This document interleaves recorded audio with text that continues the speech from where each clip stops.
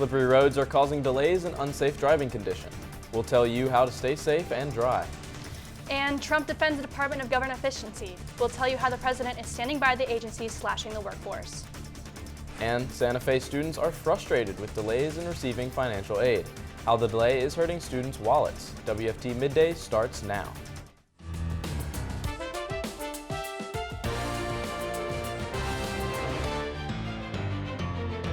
You're watching WUFT Midday.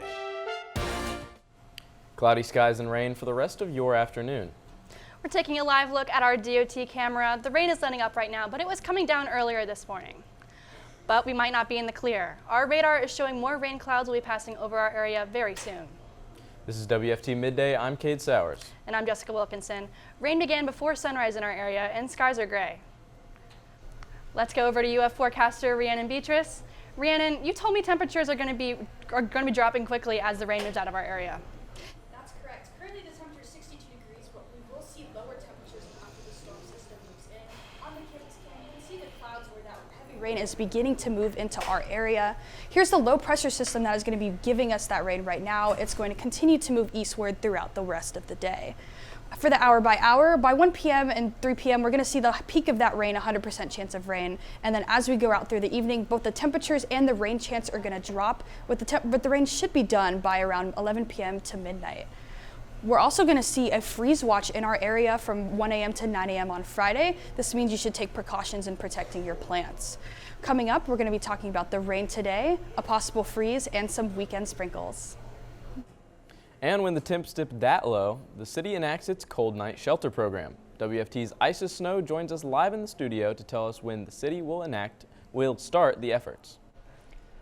The program starts tonight. It is expected to remain in effect until overnight low temperatures rise above 45 degrees. The CNS program provides shelter for families and individuals who need a place to keep warm. St. Francis House provides a temporary shelter for families, women, and children. Grace Marketplace primarily serves individual adults. If you decide to go to the shelter, here's what you need to know. At St. Francis House, you need a blue card, a clearance card from Gainesville Police Department before receiving any services. It's a free card that you get by contacting GPD. At Grace Marketplace, there are no requirements, you just need to show up. The CNS program normally runs from November 1st through March 31st. Again, it's expected to remain in effect until temps rise above 45 degrees. Live in the studio, Isis Snow, WUFT News. From Washington, President Trump is defending the Department of Government Efficiency as it slashes its federal workforce. But NBC's Alice Barr reports the administration is scrambling to rehire some critical workers who were fired. President Trump and Elon Musk presenting a united front in a newly aired Fox News interview on slashing the federal government. The thrashing of the bureaucracy as we try to restore democracy and the will of the people. The president casting Musk as an enforcer of his executive orders, despite a White House court filing saying Musk is not running the Department of Government Efficiency, while dismissing concerns over conflicts of interest from Musk's businesses. If there's a conflict, he won't be involved. I mean, I wouldn't want that, and he won't want it. President Trump repeating that Musk's team is finding billions of dollars in fraud after earlier reading from pages of spending. Listen to these numbers. This is all fraud. Without showing evidence of what makes the programs fraudulent.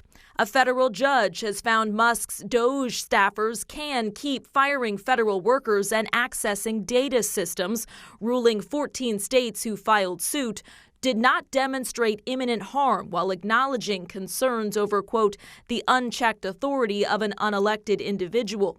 That as another judge paused the firings of 11 intelligence officers who were temporarily assigned jobs on DEI programs, while the leader of the FDA's food division resigned, saying the firing of 89 people effectively dismantled his group, tasked with keeping the country's food supply safe. And the Department of Agriculture is trying to rehire recently fired employees who were working on the bird flu outbreak, similar to efforts to reinstate some fired nuclear safety workers, all as President Trump defends his rapid-fire government remake.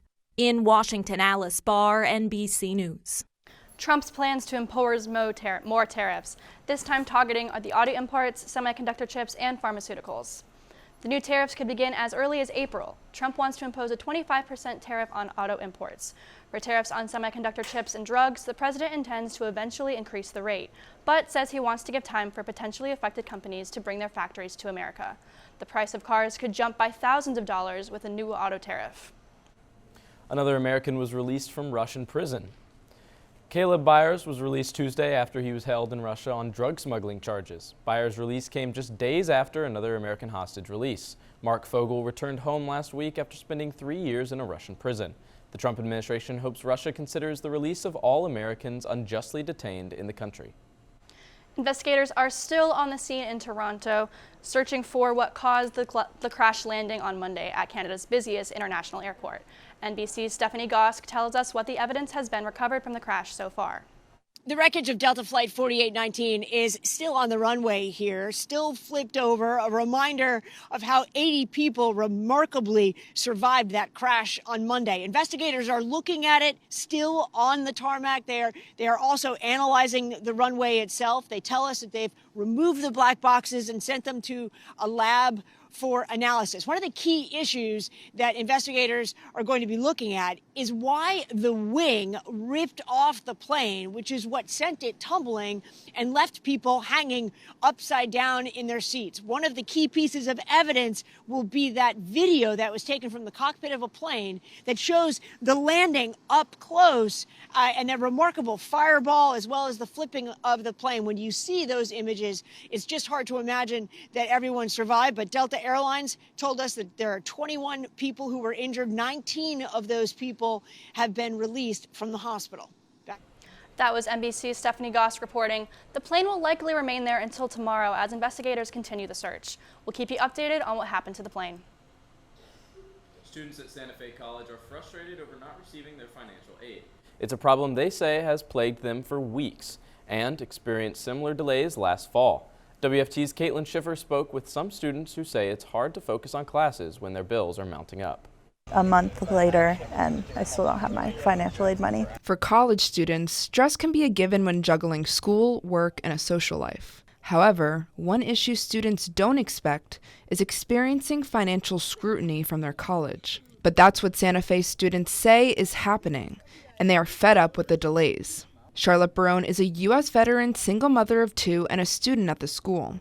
Barone says the school hasn't paid her the $8,000 she said she was owed 3 weeks ago. Money she's been counting on to get by. I received an eviction notice from my leasing office. I haven't been able to pay for my car payments or my insurance. I could lose my license. Students say they expect to receive their financial aid during the 4th week of January, which matches what's posted on the college's financial aid website. You can see from this chart for the spring semester, it's approximately the 4th week of January. With a 13 and 14-year-old at home, this aid is essential for Barone's life. It's been really tough just to keep it together for my kids. And constantly worrying about if I'm going to be able to complete my degree. In a statement to WFT, Santa Fe College says they are aware of the concerns students are having regarding financial aid and are working diligently to ensure aid is being dispersed. Disbursement began earlier this month. So far, 58% of spring funds have been sent out. The statement also says 97% of all funds have been released. The annual Alachua County Spelling Bee is coming up in a matter of hours. 39 elementary and middle school students will compete to represent Alachua County at the Regional Spelling Bee in Jacksonville in March. The Spelling Bee starts at 2:30 in Idlewild Elementary.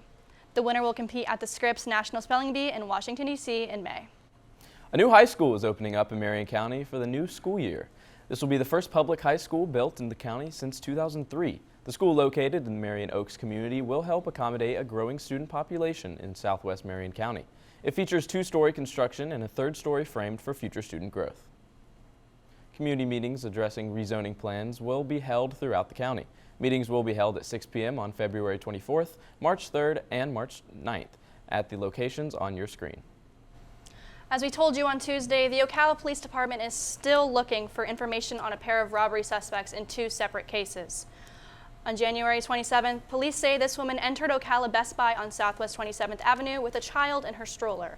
They say she had around $800 worth of merchandise in the stroller and left without paying. Police are also looking for this man. They say took a piece of jewelry worth over $2,000 from a kiosk in the Paddock Mall. Anyone with information on either of the suspects is urged to contact the Ocala Police Department or Crime Stoppers. We saw clouds and rain earlier today, making a dreary morning. Unfortunately, we're looking at a drearier afternoon with showers and rain right now. With the rain there and is some traffic blockage. If you're in Putnam County, State Road 19 is blocked at Marion Street due to a deadly crash this morning. The Sheriff's Office asks you to use alternate routes when traveling Palatka. In Levy County, US 19 and State Route 24 in Otter Creek is blocked due to a crash. US 19 southbound is closed and State Route 24 is being detoured. So be cautious on the road and look for other routes today. Now let's take a look at Alachua County from our DOT camera over near I-75 on Paynes Prairie coming into Gainesville.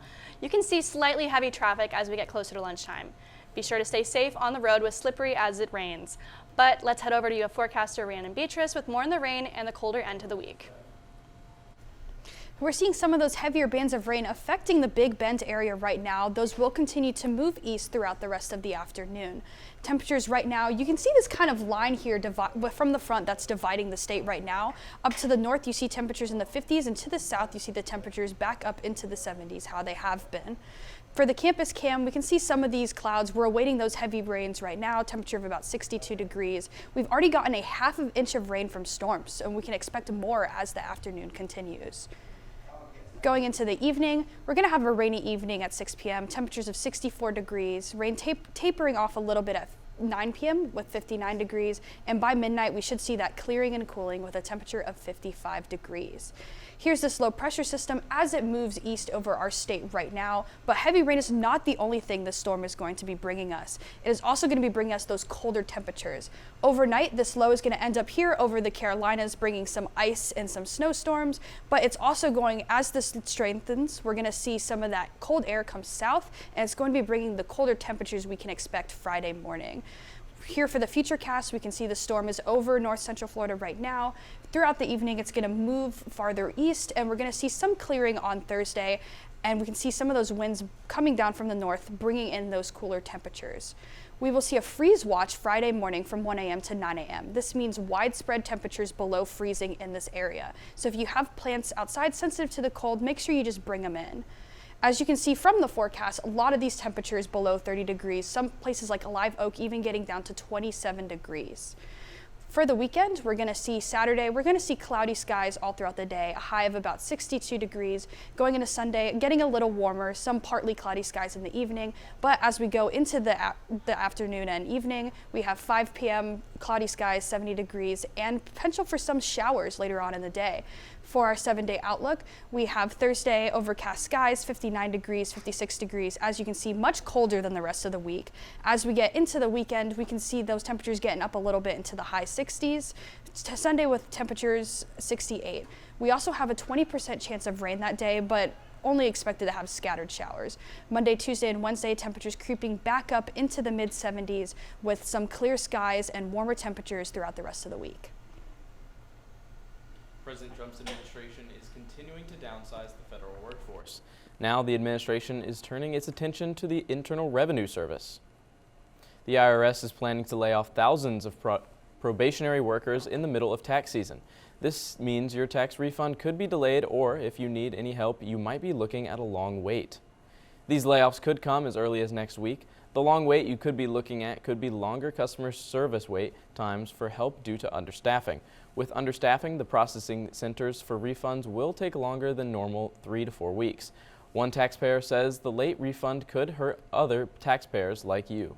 It's a concern to a lot of people because I'm sure they could use that money for something else. So, but there are a few things you can do. File your taxes as soon as you can, use direct deposit for refunds, file electronically, and to protect yourself, use an IP PIN for identity theft security. We'll continue to update you on how these layoffs will impact you. If you're looking for some new clothes, don't worry, Nike and Skims has got you covered. Nike is teaming up with Kim Kardashian's shapewear company Skims to launch a brand new brand. The new brand, called Nike Skims, will include apparel, footwear, and accessories. The partnership is Nike's bid to win over more women and better compete against rivals, including Lululemon and Alo Yoga. The collection will launch this spring and globally next year. Kentucky Fried Chicken is flying the coop for greener pastures. The fast food chain is leaving its home in Kentucky and will move its corporate headquarters from Louisville to Plano, Texas. The chain's parent company, Yum Brands, announced the news on Tuesday. About 100 corporate positions and 90 remote jobs will be impacted by the relocation. The corporate jobs will relocate to Texas over the next 6 months. KFC will still have a presence in Louisville. The Vatican says Pope Francis has double lung pneumonia. The Pope says he might not make it this time. Pneumonia is an infection that inflames the air sacs in one or both lungs. Symptoms can include coughing, difficulty breathing, and a fever. Here are some ways you can avoid pneumonia during flu season. CNN wellness expert Dr. Rhianan gives insight on the best ways to avoid pneumonia. Always make sure to wash your hands with soap and water after being in public spaces. Mask indoors in crowded spaces, especially if you spend time with people who have respiratory symptoms. And you can get vaccines available to you. Now let's head over to our Noticias partners for a look at today's top stories in our Spanish language audience.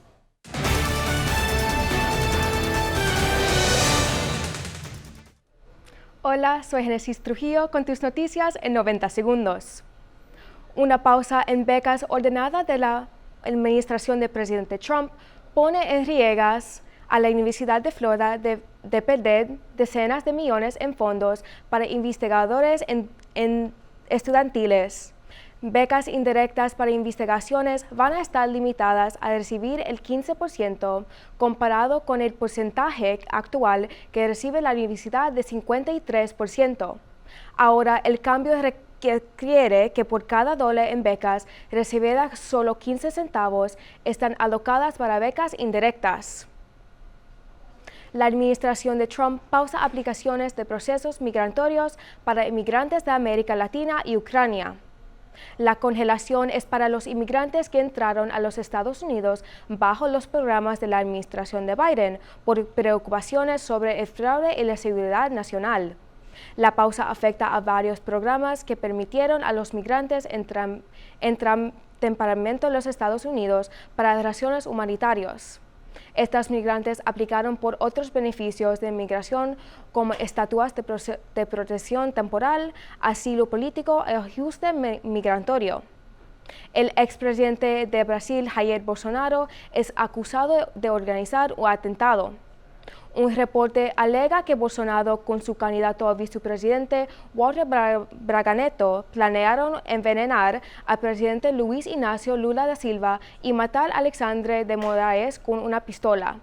Moraes, un juez de la Corte Suprema en Brasil, está a cargo de decidir si el caso debería proceder a juicio. Aunque Bolsonaro niega las alegaciones, expertos legales esperan que Moraes se pronuncie en favor de un juicio en el próximo año. Estas fueron tus noticias en 90 segundos. Gracias por sintonizarnos. With our midday show almost over, it's time for WFT's First at 5 anchor Juan Carlos Chowie to give us a look at what's coming up on First at 5 on Channel 5. Well, Jess, the First at 5 broadcast will be full of local news coverage. Let's get into what you can expect later today.